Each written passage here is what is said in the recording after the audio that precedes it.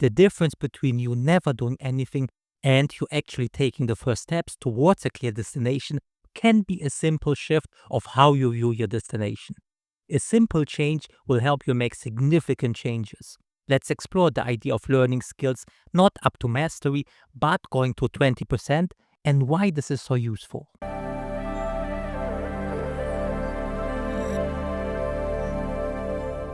We discussed before how much information there is out there for you to gather and learn from.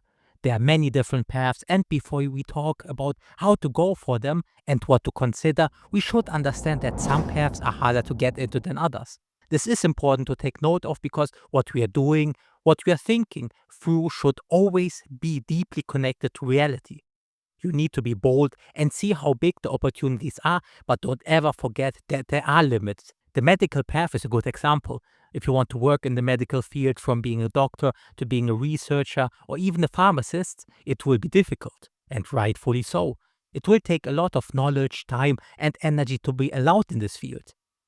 And this is a good thing. You might not always like it. Some people would love to just enter this field, learn by themselves, like with other potential paths, where you can learn how to be a coder by yourself, you can learn how to be a public speaker by yourself. However, if you are a customer in a pharmacy, if you're ill, if you have health problems, then you would like the people to have the highest quality possible. If you go to a pharmacy and you have questions about the medicine, sure, the doctor will tell you some stuff, but you hope that they are trained and knowledgeable and that they can answer some remaining questions you have. This field is not easy to enter with many gatekeepers, and you know what? As mentioned before, this is a good thing. The same can be said about engineering regarding trains and other public transportation, even more important, airplanes and all air travel. When life is at stake or bodily harm is at stake, people must be trained. Some paths are harder to get into than others. This is reality. With that said, most paths can be entered via self-learning and effort. Then we have talked about a variety of issues, why it is so difficult. How if you lack confidence, then you will never try. Also, if you feel overwhelmed or not sure what path to choose, you won't be able to do it, or you might be inside a certain decision paralysis, which will take weeks, months, or even years to figure out until you finally make a decision and go forward. Another huge problem is the lack of belief, whether you can go for something or not, whether you can learn or not, whether you can actually do it. These are paralyzing elements because the questions are reasonable, the doubts are reasonable, this thinking is reasonable. For example, if you have never written before, the question is, can you do it? There are plenty of books you can learn from. There are schools and universities you can study in, English literature and other classes that will teach you. There are certain academical paths to get that knowledge.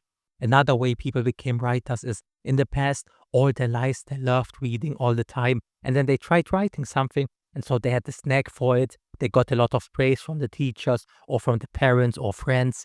They would look at it and say, you can do it so well, or all your sentence structures are so nice, you have talent, the words you use are nice, the sentences you put together are great. This will be their push to start writing. Some others had a similar experience, but they discovered it later in life, where people start to notice the quality of the writing. Then they start writing professionally in their 40s or 50s. But then you have all kinds of quote-unquote normal people that stand behind, look at the situation, and then have this idea or thinking, oh, I want to become a writer. But how will they approach it? Of course, this looks like a mountain. Or I always like the idea of coding something, to be able to think about an application, an app, an idea or program and then make it come true. Or I would love to design clothing. Or I always love to know about history and then maybe create videos about it.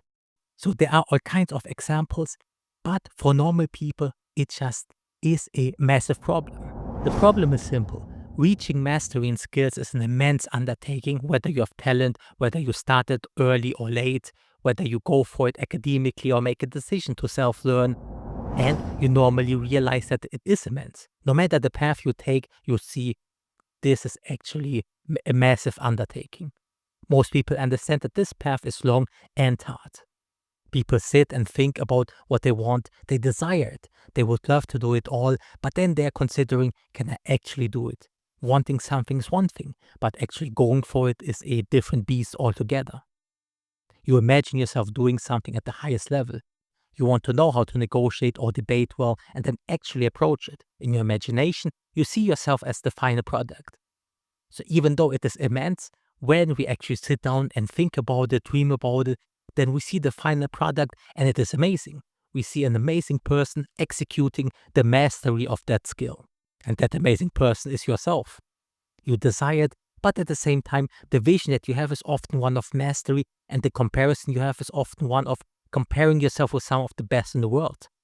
If you want to be a public speaker, you don't necessarily look at somebody who is decent, who overcame their fear only recently and just gave a speech that was overall simply okay. No, you look at the greats, you look at the best of the best, how they influence people, how they are motivated and how they motivate, how they're energized and how they energize people, how they speak fearlessly at the stage, making people laugh, making people think, making people cry. You see how they move and play on the stage, how they work with the presentation materials, how they go and just fly through the situation and then really teach something. Sometimes wisdom, sometimes new facts, sometimes they make you just laugh telling certain stories. You see the best of the best and then you imagine yourself to be that.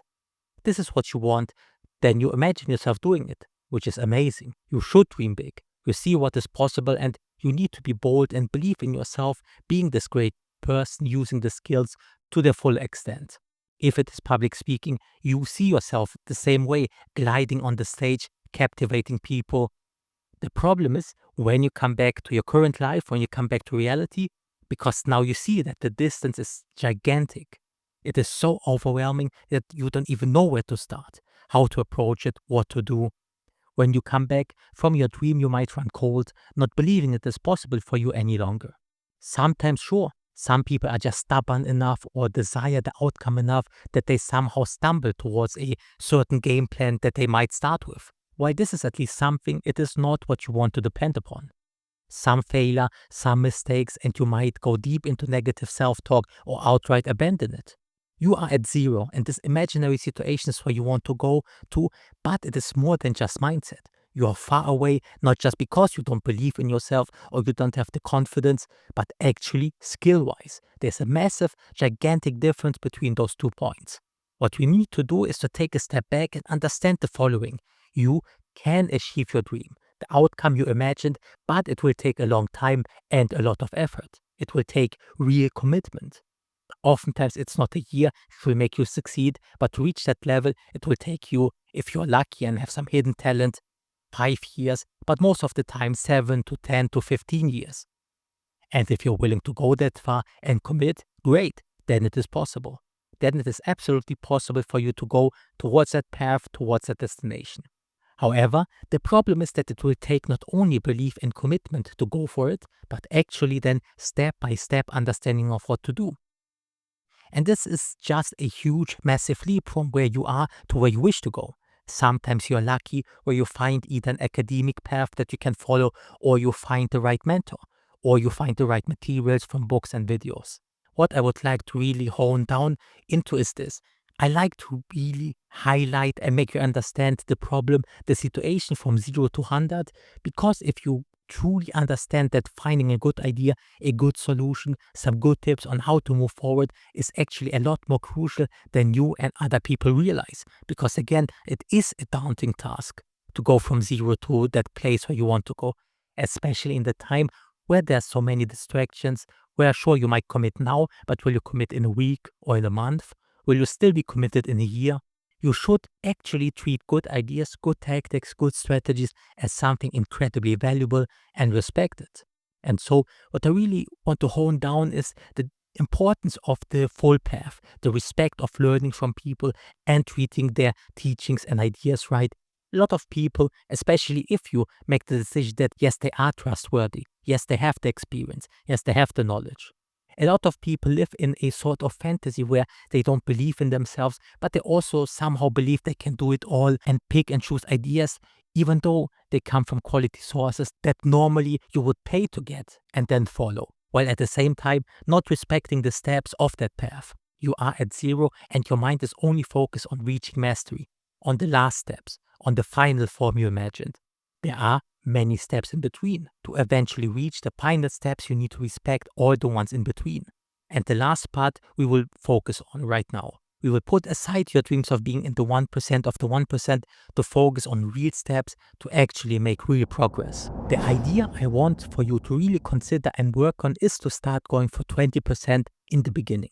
Yes, I want you to consider what it is that you want to do, and especially if you can commit and if you truly want that, this is great.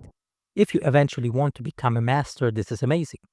But the action to focus on in the beginning should be to reach 20%, not dream about 100%. Why is that? Because skill development is actually interesting in that there is a massive gap between, let's say, 0 and 20% when it comes to the level of mastery and knowledge and understanding. Then there's less of a difference between 20 or 30%. But then there's another gigantic difference between, let's say, 60% and 80 or 90%. And then there's a gigantic difference to the 100%. Because then this is the area of true, real mastery that requires years of learning and practicing and fine-tuning and deep insights. If you're above 90%, then you start to enter into the 1%, and above 98%, this is then the 1% of the 1%. But think about it like that. The person that has 20%, let's say in negotiation, this person at least knows some basics, has some understanding on the structure. That person can navigate in this field. For example, who to focus on and who to ignore, how to read the person you negotiate with. Again, not at a high level, but at least some foundational understanding. Or let's take psychotherapy. At 20%, you have a certain understanding how to approach a person and interview that person in a motivational way. At 0, you have no idea on what to do at all. But at 20%, you already understand how to approach the conversation, that you should not push a person too early. You first need to get a sense of the situation, the tone you need to take, and so on.